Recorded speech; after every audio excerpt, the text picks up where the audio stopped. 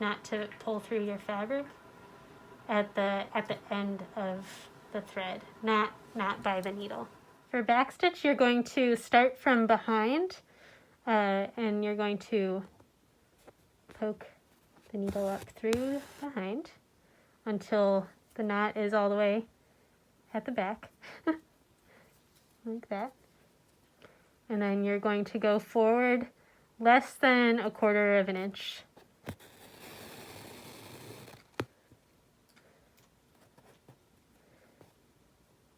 Then you poke up from behind around the same distance,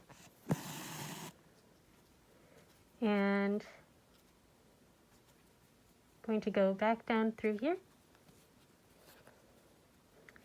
And if you want, you can skip ahead, like if you want to go faster, you can stick the needle through to the next stitch, and you pull, and you're just always trying to make sure that you don't get things too caught. Now we can do it again.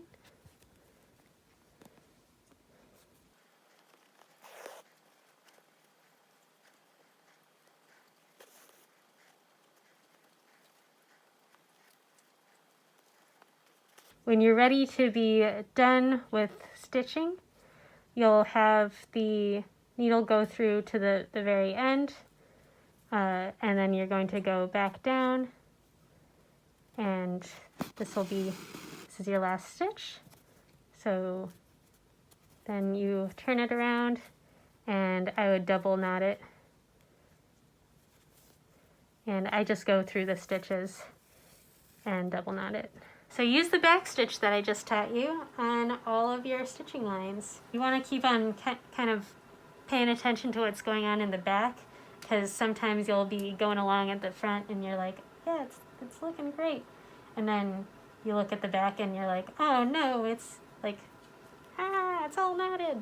You're going to have it so both of your pieces are with the right side at the table, and you're going to fold over the right side of the one with the interfacing, but then you're going to fold over the left side of the one without the interfacing.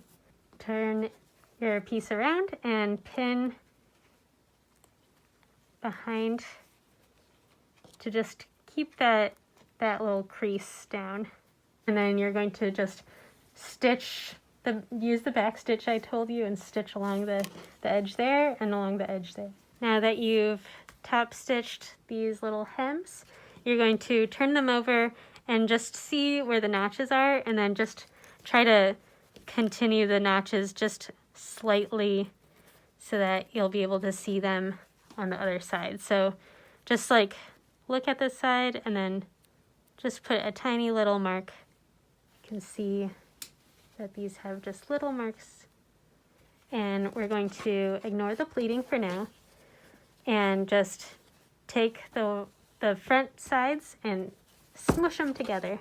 Line up these darts and put one to one side and one to the other, and that's just to make it so it's not so bulky when you're sewing through it.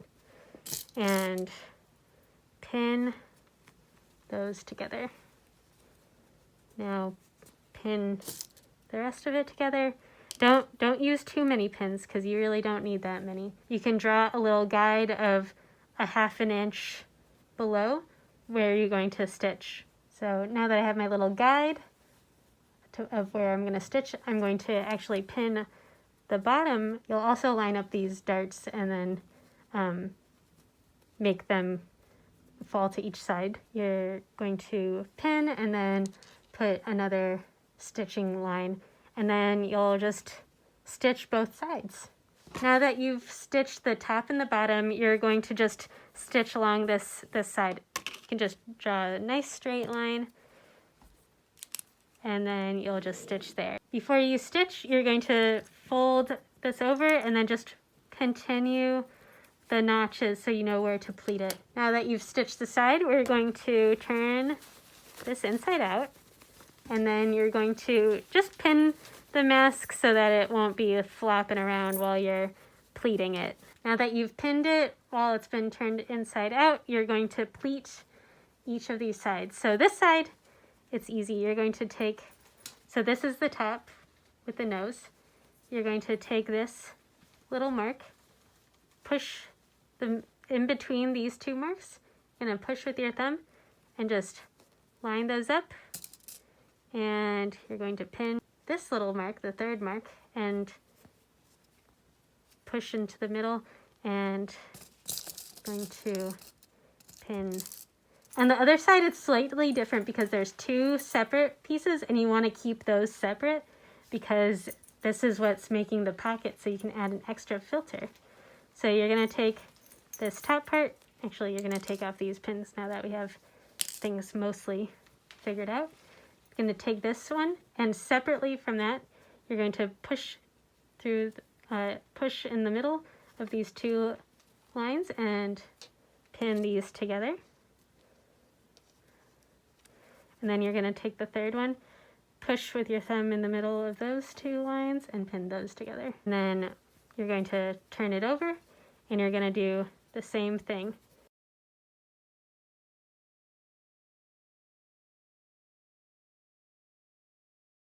So now you have it where this side is pleated on that side, and then this is pleated too. Then what you're going to do is just top stitch all the way around in the same place, and you're going to stitch on this side too. For the straps, you're going to mark 6 1-inch little strips that you're going to then cut and rip, and then you're going to braid them. So I'm just marking 6 of these. The fun thing about muslin is you can just cut into it like that. And you're just going to, so now you have this little fringe, and then you're just going to rip. So yeah, just rip your little strips. Now that you have your 2 braids, and I cut them down to size for my little baby head. I like doing it where this strap, there's like a top strap and a bottom strap, and that's so that I can kind of wear it as a necklace when I'm not having it up on my face. So I would actually use some of the embroidery floss and the embroidery thread, and I would, on the side that there's the pocket, on the inside, you're going to sew just here and just here, so that you can keep this pocket open and be able to fit things in, because if you sew it all the way down, then you're not going to be able to fit much. And then on the other side, you're going to sew it on the inside here and here, so that it'll look neater on the outside. Now that you've stitched your little straps on, you're done. Check out the rest of the Radical Fit playlist on the YOUmediaChicago YouTube channel. We would love to see the projects you are working on, so use the hashtags CPL Radical Fit, YOUmedia, and YOUmediaChicago, and tag us on Instagram and Twitter at YOUmediaChicago. Or find us on our Facebook, YOUmedia at Chicago Public Library.